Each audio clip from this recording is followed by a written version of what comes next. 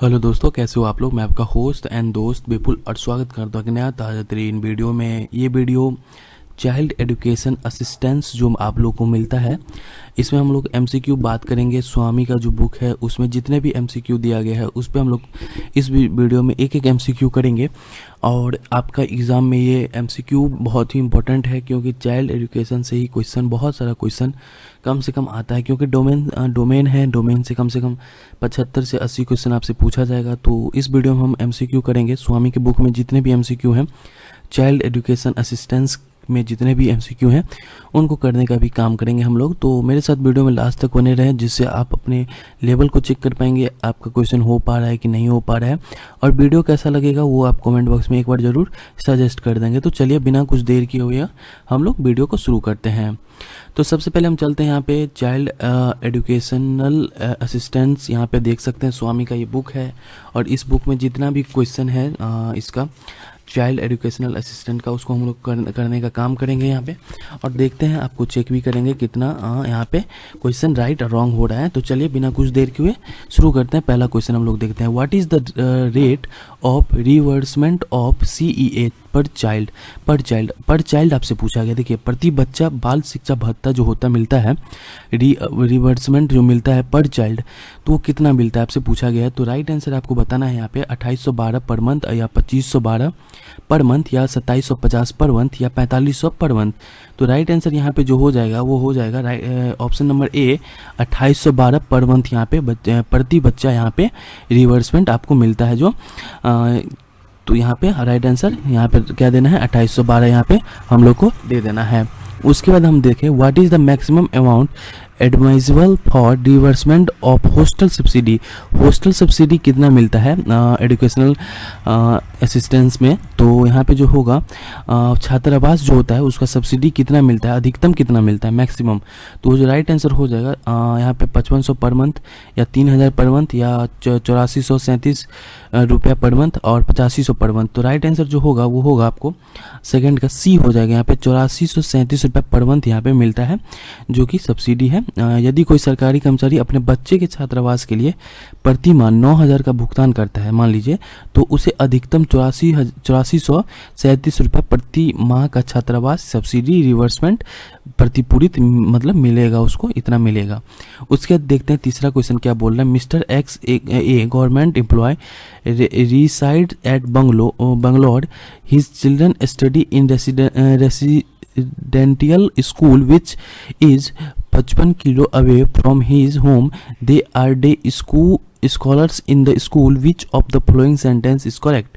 देखिए, ये जो क्वेश्चन है ना, ये क्वेश्चन एग्जाम में आया था, पिछले प्रीवियस ईयर जो था ये क्वेश्चन एग्जाम में आया था। तो इसका जो राइट आंसर होगा तीसरा का वो डी हो जाएगा। Mister X can not claim hostel subsidy as his children are day school and he has not paid any fee toward boarding and lodging. मतलब बोर्डिंग एंड लॉजिंग का कोई भी फी वो नहीं दे, मतलब वो क्लेम नहीं कर पाएंगे। फिर अब मैं बता देता हूँ इसके, देखिए उदाहरण के साथ, एक्स एक सरकारी कर्मचारी हैं, बेंगलोर में रहते हैं। उनके बच्चे एक आवासीय विद्यालय में पढ़ते हैं जो उनके घर से देखिए 55 किलोमीटर दूर है।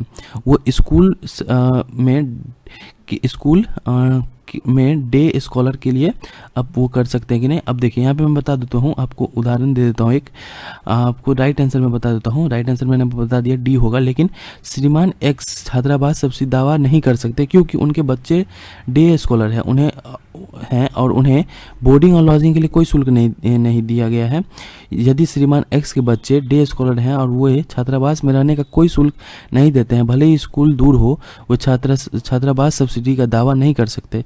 छात्रावास सब्सिडी केवल बोर्डिंग और लॉजिंग शुल्क के लिए ही मिलता है, ये आपको मालूम होना चाहिए। अब आते हैं चौथा question. What is the annual ceiling fixed for reimbursement for CEA दिव्यांग चिल्ड्रेन डिफरेंट एबल चिल्ड्रेन। अब यहाँ से पूछा गया आपको दिव्यांग बच्चों यानी दिव्यांग बच्चों के लिए CEA की प्रतिपूर्ति के लिए निर्धारित वार्षिक सीमा क्या रखा गया। वार्षिक सीमा जो होती है वो यहाँ पे चौथा का जो क्या रखा गया है यहाँ पे, तो यहाँ पे जो रखा गया है क्वेश्चन नंबर ए 67,500 यहाँ पे रखा गया वार्षिक सीमा चाइल्ड ये CEA के लिए, दिव्यांग के लिए, दिव्यांग चाइल्ड के लिए। तो यहाँ पे राइट आंसर जो हो जाएगा ये 87,500 यहाँ पे हो जाएगा। पहले ये 84,000 था, लेकिन अभी ये इसको बढ़ा दिया गया है। उसके बाद बता, यदि किसी कर्मचारी से दिव्यांग बच्चा है तो उसे बाल शिक्षा भत्ता जिसे हम बोल सकते हैं वो जो यहाँ पे 67,500 ये मिलेगा। ये अभी 84,000 पहले मिलता था, अब कितना मिलेगा? 67,500 दिव्यांग के लिए। अब आता है 5वां question, what is the amount of CEA per month reimbursement for दिव्यांग चिल्ड्रन। पर मंथ वो कितना मतलब रिवर्समेंट करवा सकता है different able child for a government employ. अब देखिए 5वां का जो राइट आंसर हो जाएगा वो क्या हो जाएगा? ए हो जाएगा। 5625 रुपये वो करवा सकता है सरकारी कर्मचारी के दिव्यांग बच्चों, यानी दिव्यांग बच्चों के लिए प्रति माह जो है CEA की प्रतिपूर्ति मतलब रिवर्समेंट इतना हो सकता है। अब यहाँ पे मैं एक उदाहरण आपको दे दूंगा, यदि किसी सरकारी कर्मचारी का एक दिव्यांग बच्चा है तो उसे प्रति माह 5625 रुपये का बाल शिक्षा रिवर्समेंट मिलेगा। यहाँ पे बस एक बच्चा पे ये अमाउंट है, सेकंड बच्चा के लिए ऐसा कुछ अभी यहाँ पे मेंशन नहीं किया गया है। तो यहाँ पे आते हैं 6 नंबर पे, when will the reimbursement of CEA and hostel subsidy be done. अब पूछ रहा है आपसे छात्रावास सब्सिडी प्रतिपूर्ति कब की जाती है, मतलब कितने टाइम में और कितने मतलब साल में कितने बार ये पूछा जाता है। 1 in 2 month, quarterly, Twitch in financial year, या वंस एक ही साल में एक बार। तो यहाँ पे राइट आंसर जो हो जाएगा यहाँ पे once in a financial year आपको किया जाता है, जो कि राइट आंसर ए हो जाएगा 6 का। यहाँ पे एक वित्त वर्ष में एक बार ही किया जाता है। उदाहरण के लिए आपको मैं बता दूं, आपके अपने बच्चे के लिए CEA और छात्रावास सब्सिडी के लिए एक वित्त वर्ष में केवल एक बार दावा प्रस्तुत करना होगा, मतलब साल में एक ही बार आप क्लेम कर सकते हो इस पूरे अमाउंट के लिए, हॉस्टल सब्सिडी के लिए। फॉर अवेलिंग 7वां question, for availing hostel subsidy what should be the distance between residence of the government servant and the hostel. वो डिस्टेंस पूछ रहा है आपसे। देखिए छात्रावास सब्सिडी का लाभ उठाने के लिए सरकारी कर्मचारी के निवास और छात्रावास के बीच दूरी कितनी होनी चाहिए, ये क्वेश्चन में आपसे पूछा जा रहा है। तो दूरी जो है 7वां का जो होगा at least 20 kilometres, at least 17 kilometre, at least 100 kilometre और एटलीस्ट 50 किलोमीटर्स। तो राइट आंसर जो हो जाएगा वो हो जाएगा 50 किलोमीटर। यहाँ पे डी ऑप्शन जो हो जाएगा यहाँ पे राइट आंसर हो जाएगा। उदाहरण, यदि आपके बच्चे का छात्रावास आपके घर से 45 किमी दूर है तो आप छात्रावास सब्सिडी दावा करने के पात्र नहीं होंगे। दूरी कम से कम 50 किलोमीटर होना चाहिए। अगर 49 किलोमीटर भी है तो इसके लिए आप क्लेम नहीं कर पाओगे। कम से कम दूरी 50 किलोमीटर आपके घर से छात्रावास मतलब हॉस्टल का दूरी होना चाहिए। 8वां क्वेश्चन देखते हैं, is there any upper age limit for divyang childrens reimbursement of CEA, if yes तो व्हाट इज इट। मतलब आपसे पूछा जा रहा है क्या दिव्यांग बच्चे के लिए CEA की रिवर्समेंट के लिए कोई ऊपरी मतलब अपर एज लिमिट सीमा है। तो सीमा यहाँ से पूछा गया है 8वां क्वेश्चन का। 8वां क्वेश्चन का जो राइट आंसर हो जाएगा वो क्या हो जाएगा? 22 साल यहाँ पे राइट आंसर हो जाएगा। अब उदाहरण मैं आपको दे देता हूँ, यदि आपका बच्चा मतलब किसी का बच्चा दिव्यांग है तो उसकी उम्र चाहे जो भी हो आप उसके लिए CEA का दावा कर सकते हैं, क्योंकि कोई ऊपर आयु सीमा यहाँ पे, लेकिन अब जो है ये पहले का था, मतलब ये जो है नहीं था, लेकिन अब जो है यहाँ पे 22 साल यहाँ पे कर दिया गया है। ये पहले था लेकिन अब यहाँ पे 22 साल कर दिया गया है। 8वां का राइट आंसर जो हो जाएगा डी हो जाएगा। पहले दिव्यांग के नो एज लिमिट रिवर्समेंट था लेकिन अब 22 साल कर दिया गया यहाँ पे। 9वां देखते हैं, from the following situation when will be government servant not be entitle for CEA। अब देखिए कौन से सिचुएशन में एक सरकारी कर्मचारी CA का हकदार नहीं हो सकता है, मतलब CA क्लेम नहीं कर सकता, रिवर्समेंट नहीं कर सकता है। वो कौन सा सिचुएशन हो सकता है वो मैं आपको राइट आंसर बताऊंगा। तो when under suspension, when on EXOL period treated as a dies non और when on XOL with medical certificate. तो राइट आंसर कौन सा हो जाएगा? राइट आंसर जो होगा वो होगा पीरियड ट्रीटेड एट डाइसॉन पे जो रहेगा तो वो क्लेम नहीं कर सकता है। यदि कोई सरकारी कर्मचारी मतलब गवर्नमेंट एम्प्लॉय निलंबित है तो वह इस अवधि के दौरान बाल शिक्षा भत्ता का दावा करने का पात्र नहीं होगा। ये राइट आंसर इसका हो जाएगा, आपको मालूम होना चाहिए। मतलब डाइसॉन जो होता है डाइसॉन पीरियड उस पर अगर है तो वो नहीं कर सकता है क्लेम।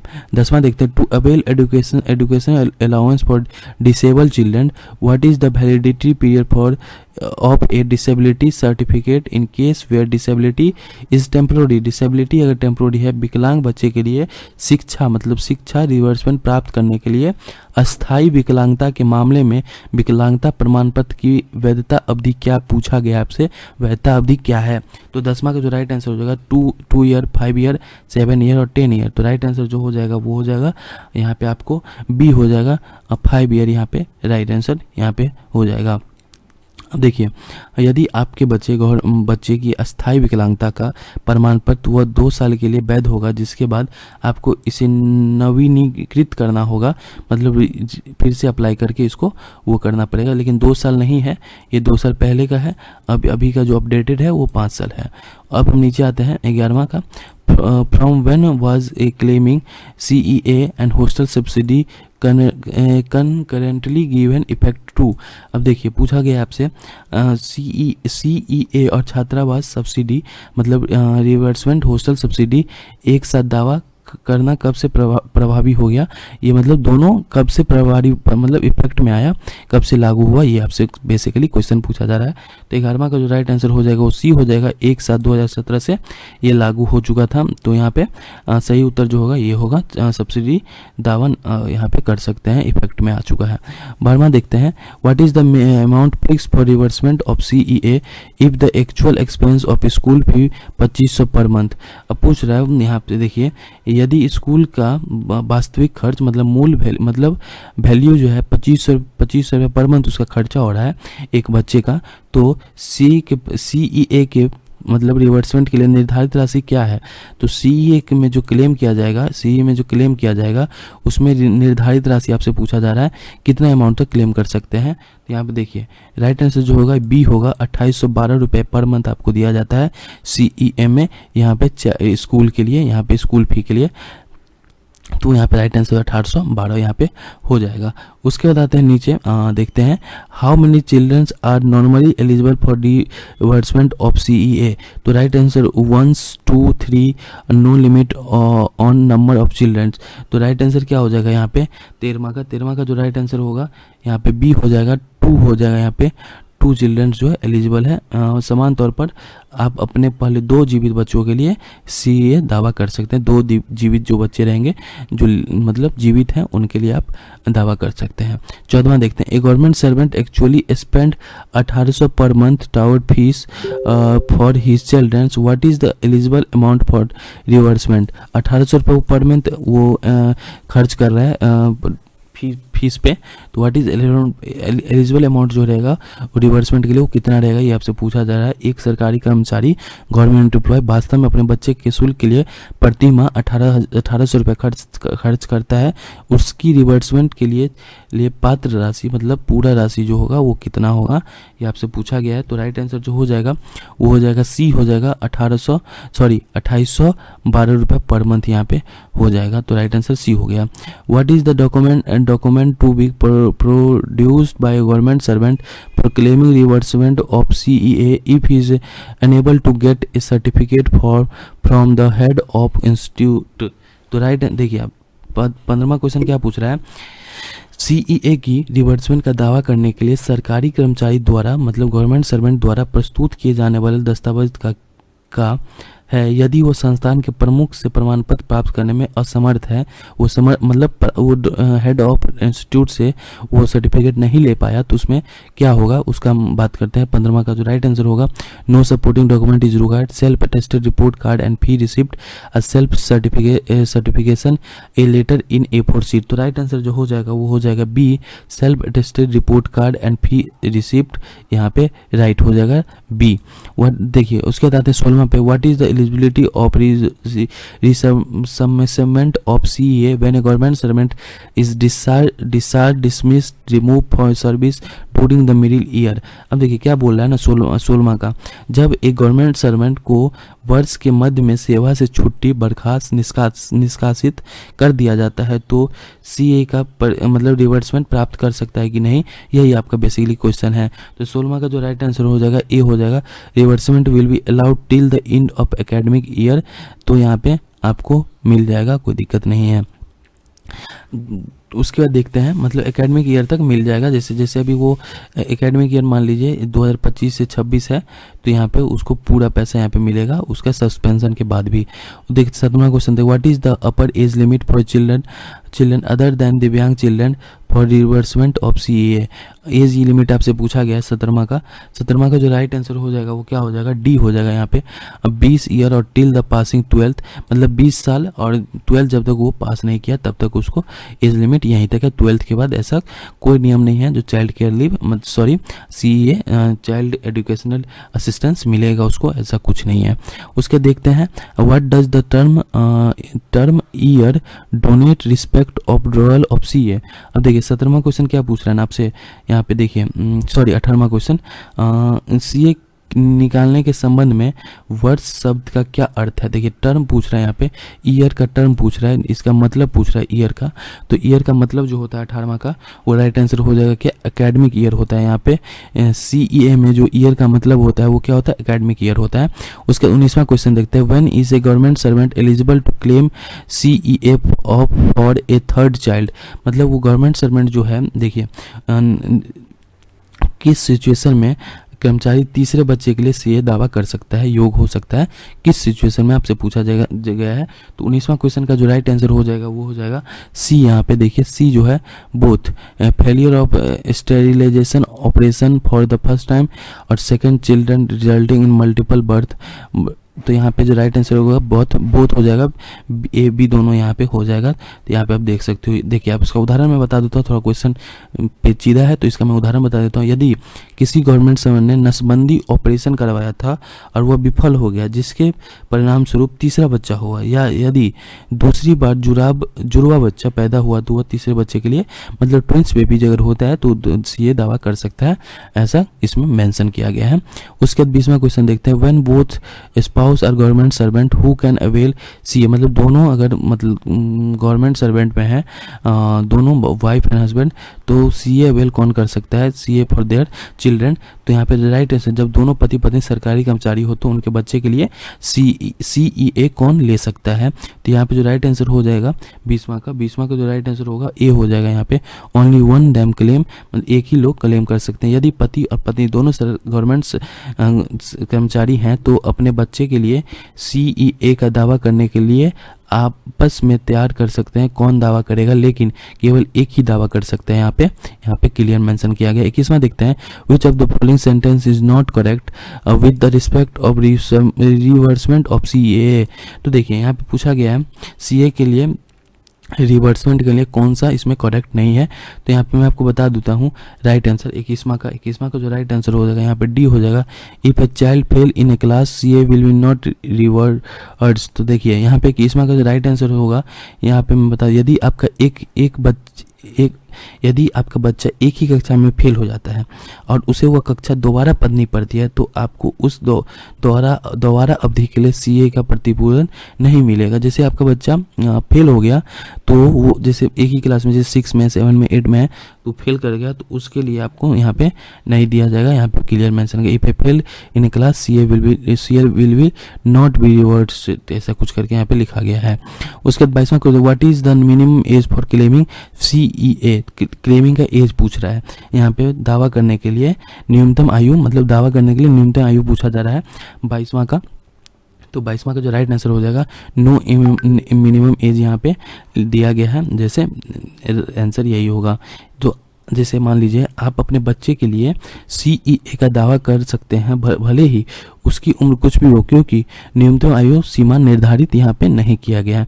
तो इसमें देखते हैं क्या बोला गया है, निम्नलिखित विवरणों में से जैसे for the following particular calculate the amount of reimbursement of CA per month to mister A। He has 3 children, 1 elder son and 2 twins daughter. His pay level is 5 and 37,000. He pay a fees is 2750 for his son and 1750 for each of his daughter। तो right answer क्या होगा आपको बताना है। जैसे मैं आपको बता दूं, विवरण श्रीमान A को प्रति माह CEA की प्रतिपूरी राशि की गणन करने के लिए उनके 3 बच्चों का, एक बड़ा बेटा और 2 जुड़वा बेटी, केवल लेवल 5 पे उनका वेतन 37,000 है। वह अपने बेटे के लिए 2750 और अपनी बेटी के लिए 1750 भुगतान करते हैं, तो इसमें राइट आंसर जो होगा 23वां का मैं आपको बता दूं ए हो जाएगा यहाँ पे 8437 पर मंथ। यहाँ पे उदाहरण के लिए बताते हैं, यह अधिकतम CEA प्रति बच्चा 2812 रुपये है प्रति माह। आपको मालूम है जैसे जिसमें इसमें लिखा हुआ है ना मिस्टर ए जो है 2750 वास्तविक शुल्क जो 1812 रुपये है, जिसमें से 2785 रुपये वो दे रहे हैं, और लेकिन एक्चुअल अमाउंट क्या है 1812 है, इसलिए 2750 जुड़वा बेटियाँ प्रत्येक 1750 वास्तविक शुल्क जो है 2812 से कम है, इसलिए 1750 कुल स्वीकार राशि 2750 बेटे के लिए प्लस 1750 पहली बेटी के लिए, 1750 दूसरी बेटी के लिए, तो 6250 प्रति माह। वो हालांकि दिए गए इसमें 8437 रुपये है। यह इंगित करता मतलब बताता है आपको विशिष्ट मामलों में जुड़वा बच्चों के लिए भी नियम अलग हो सकता है, यह आधार पर बदल सकता है, आपको मैं बता दूं। तो अब हम चलते हैं 25वां क्वेश्चन पे। 25वां क्वेश्चन क्या बोल रहा है, if a government employ has one child study in residential school and other physical challenge daughter study in special school, what will be eligible amount for resubmission for a month the rate of CEA 2812 and hostel subsidy. तो यहाँ पे जो right answer होगा यहाँ पे 25वां का जो right answer हो जाएगा सी हो जाएगा 16,875 पर मंथ।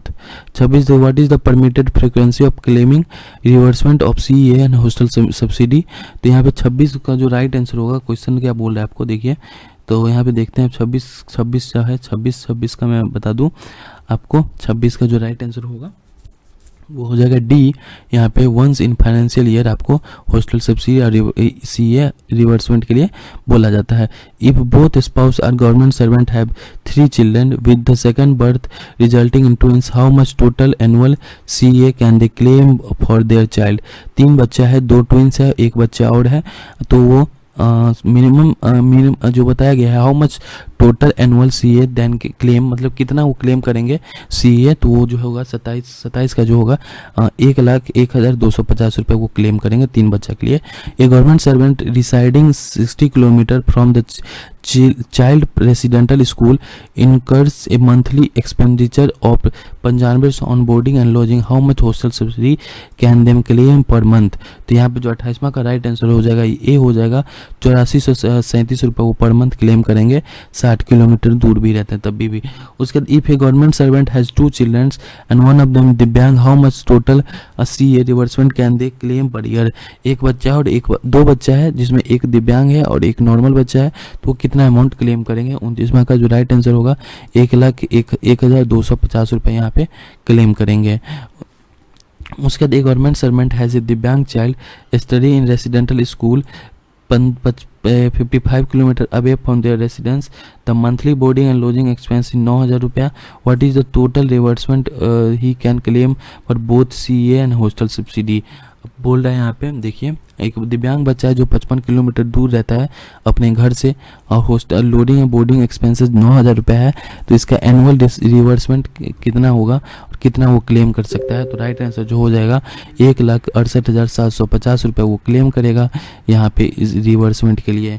तो यहाँ पे 30 क्वेश्चन था CEA मतलब चिल्ड्रंस एजुकेशन असिस्टेंट पे 30 क्वेश्चन है। इसका मैं PDF टेलीग्राम पे डालूंगा ही, वहाँ से आप जाके ज्वाइन करके डाउनलोड कर सकते हो और इसको प्रिंट आउट करके या मोबाइल से ही अपना कर सकते हो, कोई इशू नहीं है, तो वहाँ से आप देख सकते हो। और वीडियो कैसा लगा एक बार कमेंट बॉक्स में सजेस्ट करें, और कौन सा टॉपिक आपको नेक्स्ट वीडियो में चाहिए उस पर बताएं। स्वामी के बुक से हम लोग ये करवा रहे हैं, तो एक वीडियो एक क्वेश्चन को हम लोग कवर करेंगे, तो नेक्स्ट टॉपिक कौन सा चाहिए वो जरूर एक बार कमेंट करें।